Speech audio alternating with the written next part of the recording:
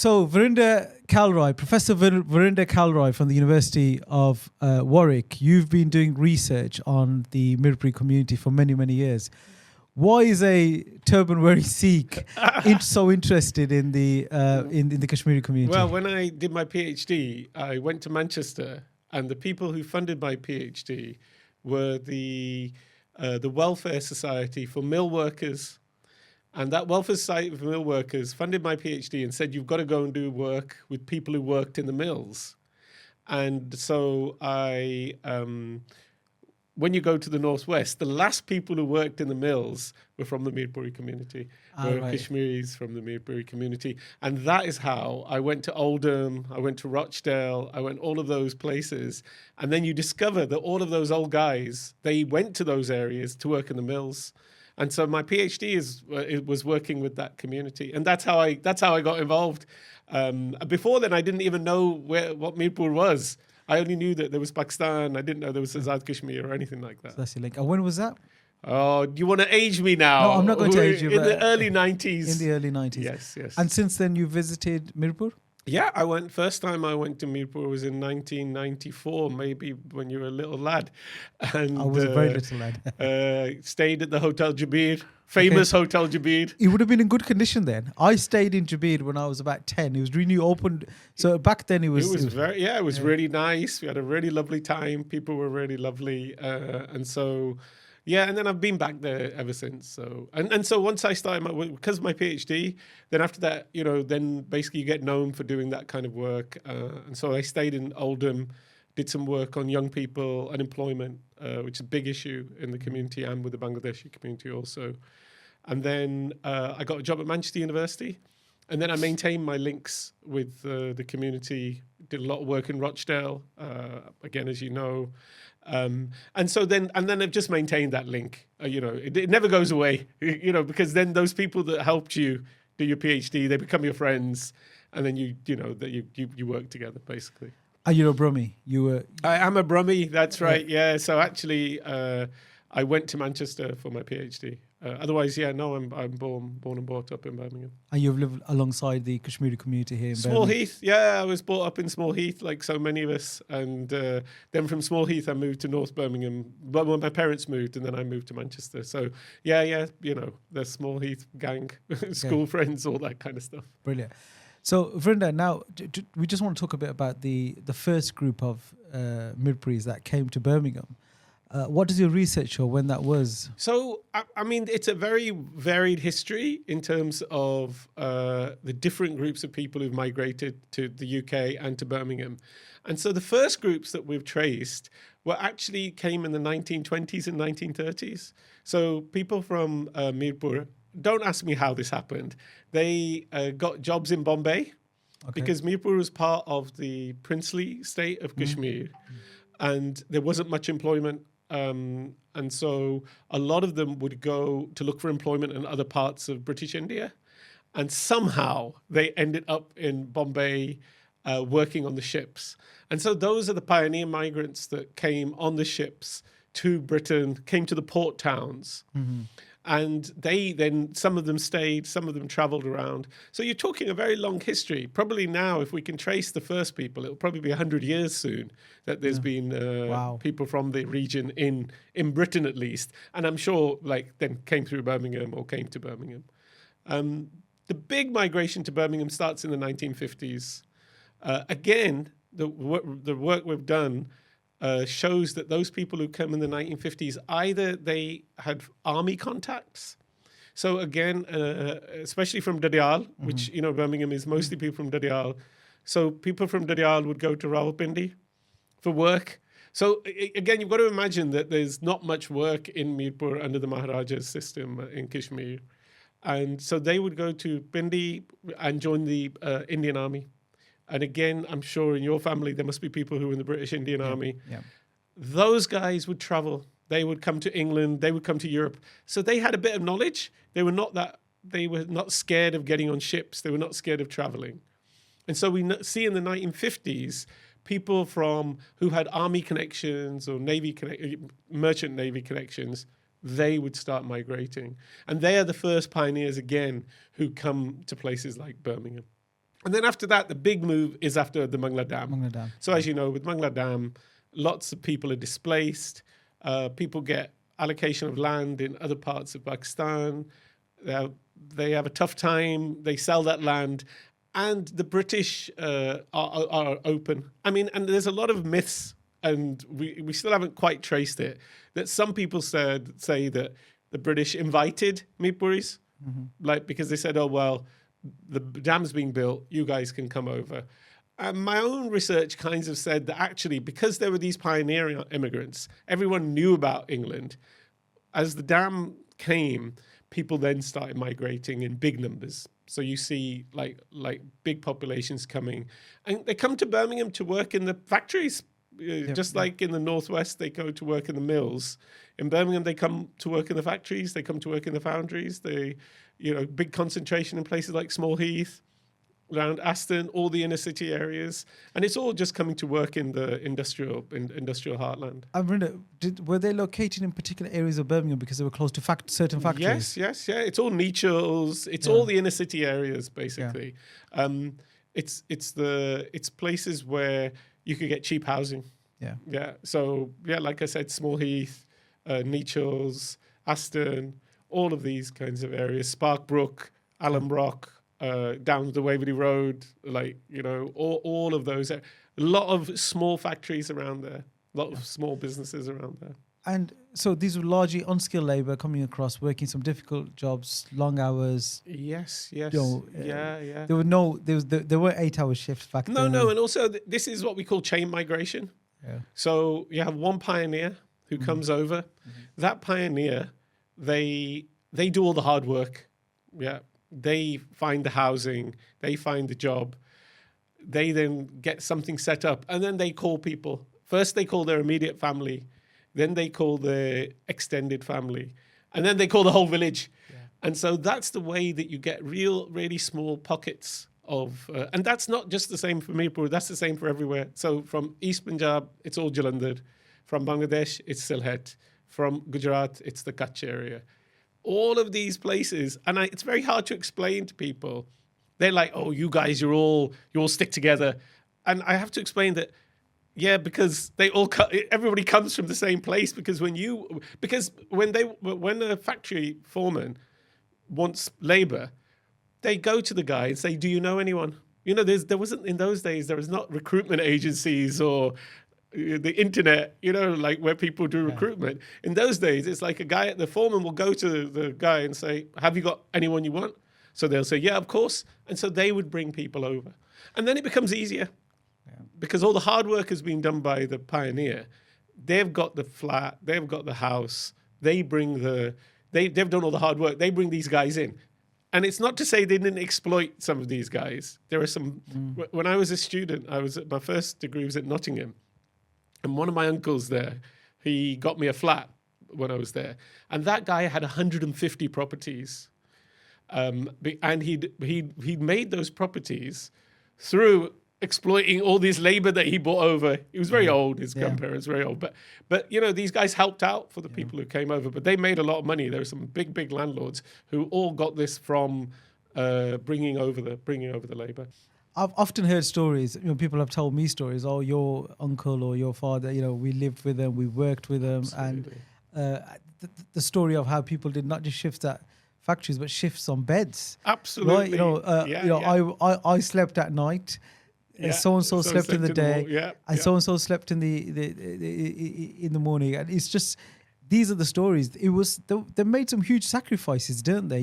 When you talk about blood, sweat and tears, which is the title of this project, they worked damn hard, that first generation. Absolutely. And we have to remember that it wasn't the British or the English being kind to us that, oh, we let you people in.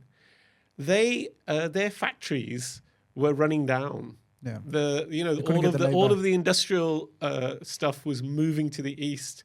They couldn't get labor, and they wanted the way to keep the factories going was to run them 24 hours. Yeah. And there was no local labor who would work on the night shifts. Whereas our guys who came, they would work 12-hour shifts. they would work all night. And then, when I did my interviews, I would say to them, but, didn't you get tired? They said, we didn't know we could say no. No, we came here to work, and we thought that, this is how you work. No one told us that actually there are rights, or you've got, it's only as they settled it. So no, they were really they didn't just work hard. They a lot of them, like ruined their bodies, or, were, you see so much ill health because of the kinds of work, the kinds of labor they did. And that didn't mean they weren't working hard back home. They were, but it was it was kitty body. It's in fields. It's like it's outdoor. It's in season with. Whereas factory labor, and can you imagine the dark night? The days that stay always dark. Yeah. They always tell us this. They always say that we couldn't. The winters were so terrible because you never see light. And so no, they really like that generation. People say to me, "Oh, you're a professor, you're really successful." I say it's because my dad. It's not because of me. It's like he did all the hard work. It's not the hard. We privilege. We've got benefit from all the hard work they did. It's not our. We built on that, but they were the ones who struggled really. So. And you made a real interesting point. I think, did you say there were chain leaders?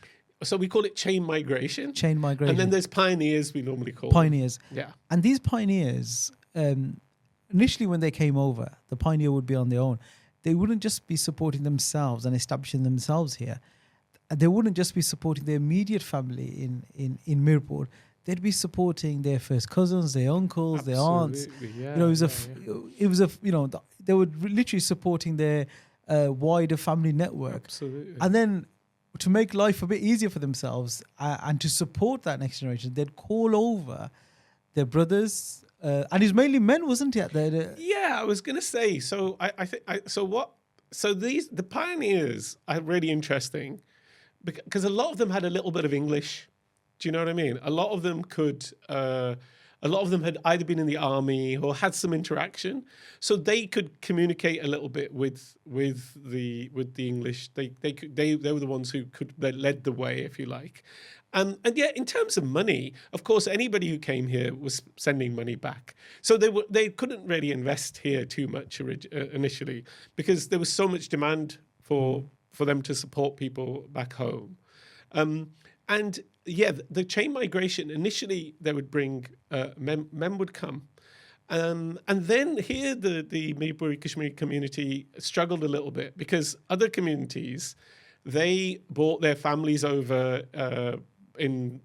before the Immigration Acts came in 67 and 69, where it became hard for your families to come over. And and so a lot of the pioneers had brought their families over, like the women came. But a lot of the men who came after that, they had their families in Mirpur and they would be living here as men and they would come and go. And so it was a real issue of investment. So you wouldn't, if you're thinking, I'm going to go back. So there's another concept that we use called the myth of return. So a lot of people thought that, we're going to work here and we're going to go back. So a lot of people just sent all their money, they built these big houses. No one goes back. No one went back. No one goes back. And so what you had is not many people investing in Britain in the way that you had with other communities. So if you look at the Sikhs, or you look at the Gujaratis, you see that quickly their families came over to beat the immigration laws, to be honest. And they invested more. And so in a way, after those immigration laws came in, it became a bit of a struggle to bring wives over. It became a bit of a struggle to bring kids over 16 over.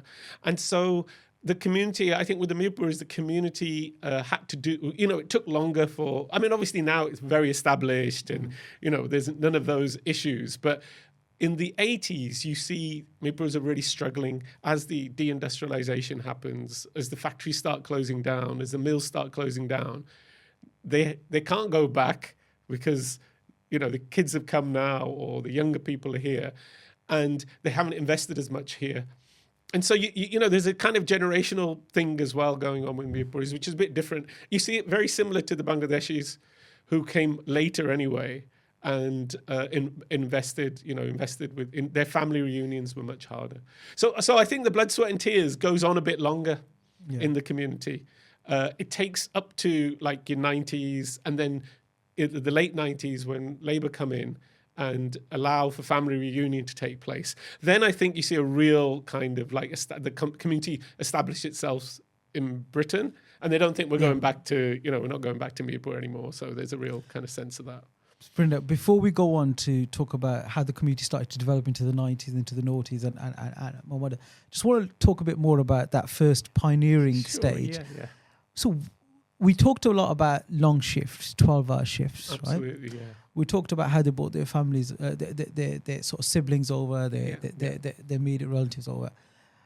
What did they do, and how did they live outside of that working environment? Right. Let's talk a bit more about. Sure. The how.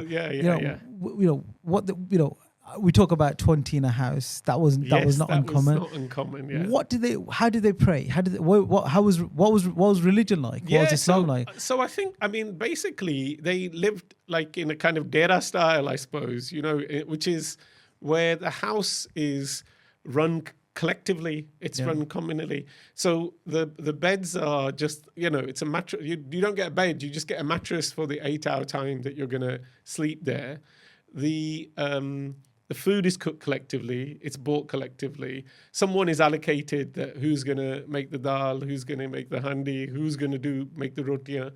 And so there's a real, there's just a collective spirit. Like they work together. They learn to make toast. They learn all of the ways in which people are eating here, the ways that people are living here. You've got to also remember with these houses in Birmingham, you won't remember, but I know, when I was growing up, we didn't have a bathroom in the house. Mm-hmm. So, I bathed in a tub.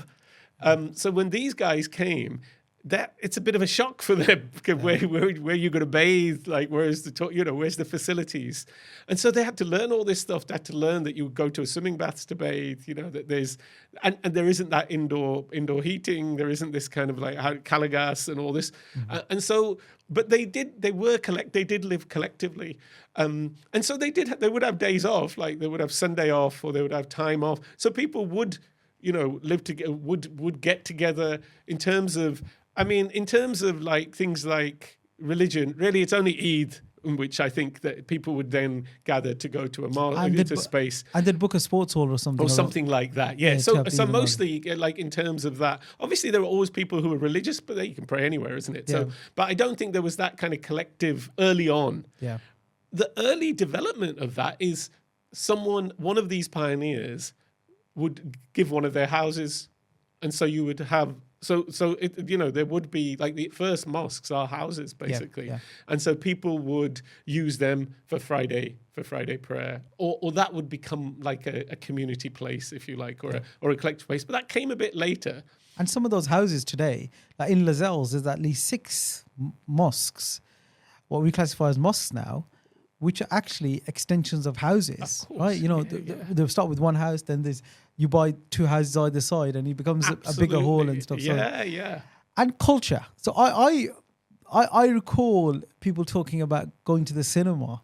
I recall people going to watch movies, going to Shri Kada to have some food there, because there was only a few key Asian food places then. Yes. And whenever an elder talks about it, and unfortunately many of them have now passed, they talk, and you can see they talk with such happiness about what we would classify as little things today, but it meant a lot for them back then, didn't it? Yeah, so obviously Stratford Road, Soho Road, there were cinemas, the Piccadilly Cinema on Stratford Road. I can't remember what the one was on Soho Road.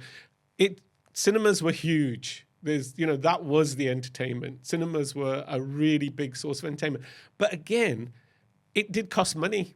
Yeah. So people who were saving a lot or were sending a lot of money home, that was a big treat as well.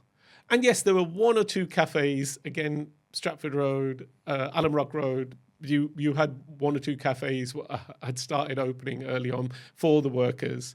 But again, it's the money question. These places only start developing big time when the communities sort of start establishing themselves. But yeah, of course, cinema was the biggest thing. And I never saw those cinemas because in the I was too the time I got to a certain age. But everybody used to talk about the cinemas, and the Piccadilly Cinema is still a hall. On Stratford Road. It's a banqueting hall now. Yeah, it's a banqueting hall. Oh, it's a banqueting hall, but it also hosts these stage shows. It's still got that.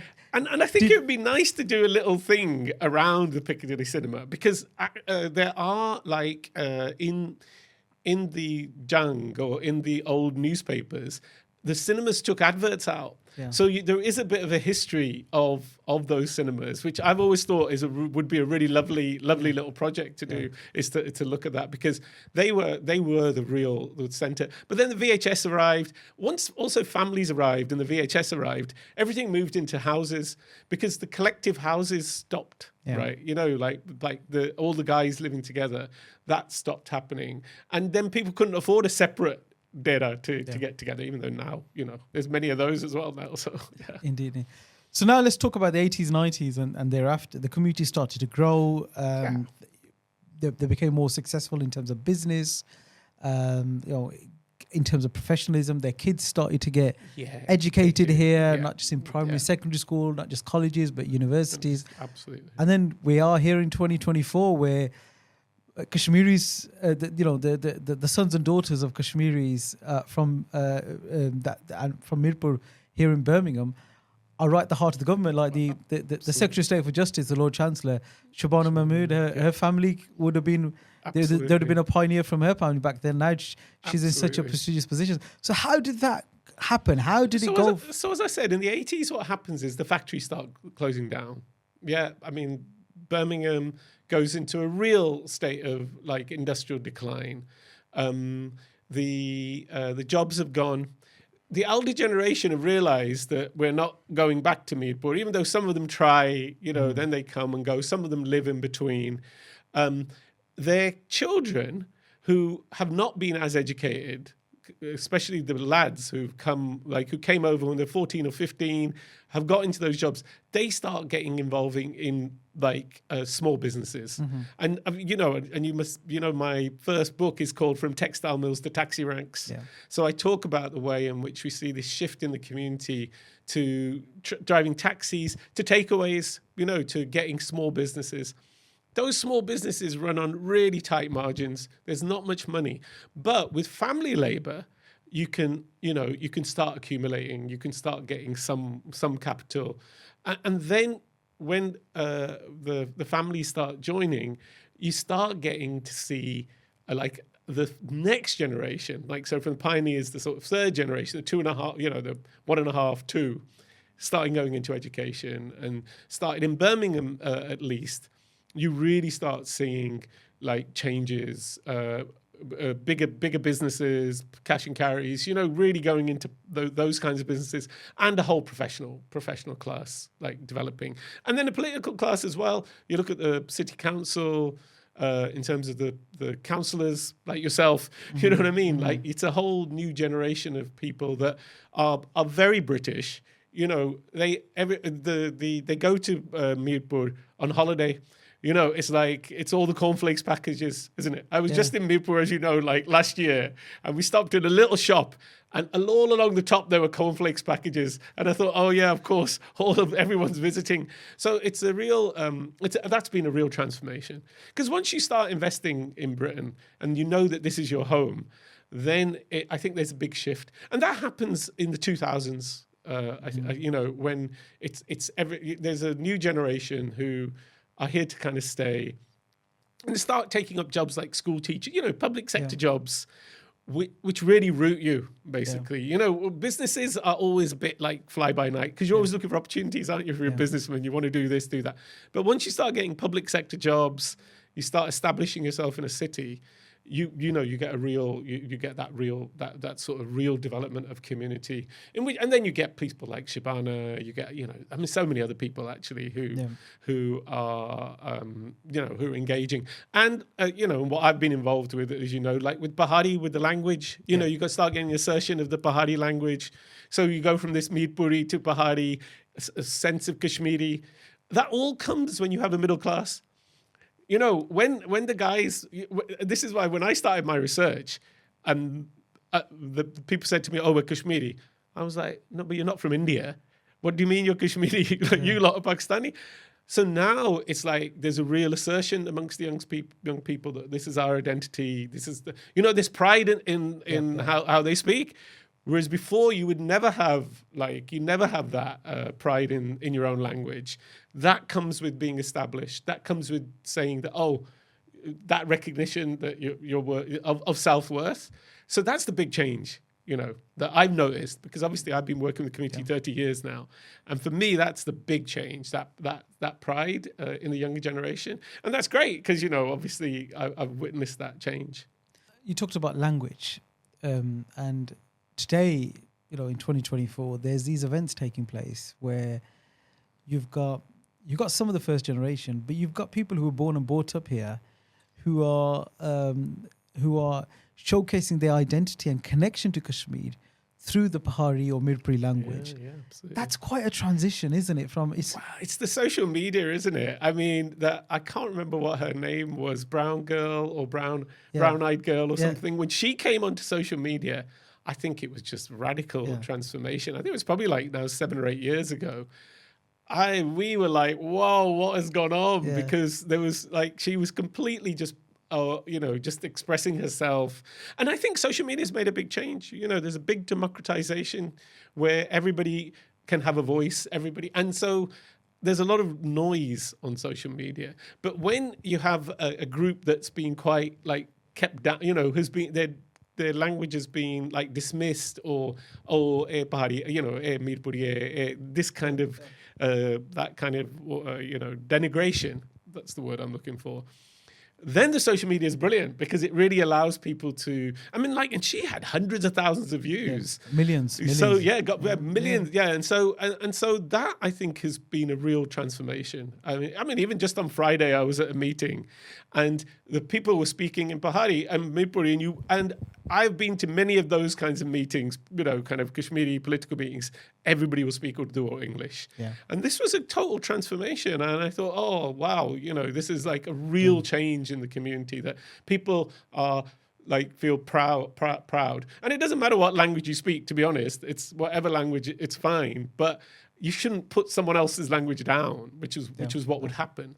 So that's been the biggest change that I've witnessed in the 30 or so years. Now you have aged me. Yeah. That I've been working, with the community. It's been there. So, Virinder, there's also been some huge stars come out of the community in terms of sport, and when you think of Moeen Ali, absolutely, who at times captained the English cricket team. Yeah. Absolutely. Whose family originated from Dadial in Mirpur, brought up in Sparkhill in Birmingham. Absolutely, yeah. And his cousin Kabir Ali, who also played cricket for England. Yeah, absolutely. His brother Kadir played first class cricket. Absolutely. From the early days, you had people like Alamgir Shehryar, Parvez Mirza, who played cricket for Worcester. Wasim Khan, his family didn't come from Mirpur, but just literally 10 minutes from Mirpur in Pimber. Yep. Some would classify that as part of Mirpur division. Yeah. And he went on to be the chief exec of the Pakistan Cricket Board, and is currently the chief operating officer of the International Cricket Council that runs cricket. So these individuals have played a huge role in. I've just used cricket as an example. There's boxers, there's footballers, there's other sports stars too. When those first pioneers came here, not for a second could they have imagined I don't think what their community would look like in 24. No, you've got to also remember that for them, they were coming here to earn. They had no imagination that they were going to settle here. You interview some of the people who are maybe a bit more educated, unusual, who because when Mirpur city got the dam, after the dam, those guys maybe thought, right, no, we are going to settle. We want a different kind of life. But there's very few, almost everybody thought they're going to go back. So for them, this would be unimaginable that there's this kind of settlement, people so well integrated, MPs, like councillors, I think it would just be unimaginable that they would that would be the situation. They really saw themselves as guests. They really did. Yeah. They didn't see themselves here for any length of time at all. That is really comes across really strongly. Like when you do interviews with those guys. I mean, now so many have passed away, but I interviewed them 30 years ago, so they really sense that they were just here as guests, and the settlement process for them was very tough. I mean, again, it's hard for us to imagine because we're born here. We're very fluent in English.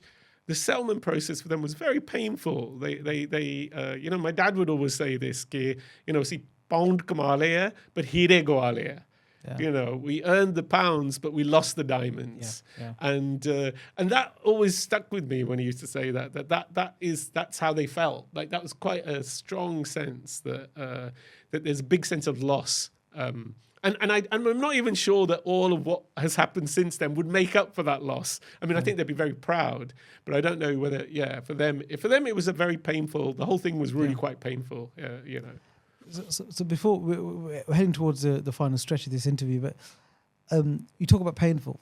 There was real challenges around racism back then as well, wasn't there? For the first generation. Sure. What does your research convey around that? No, I mean, I think, in some senses, the challenges around racism, unfortunately, haven't got away. Yeah.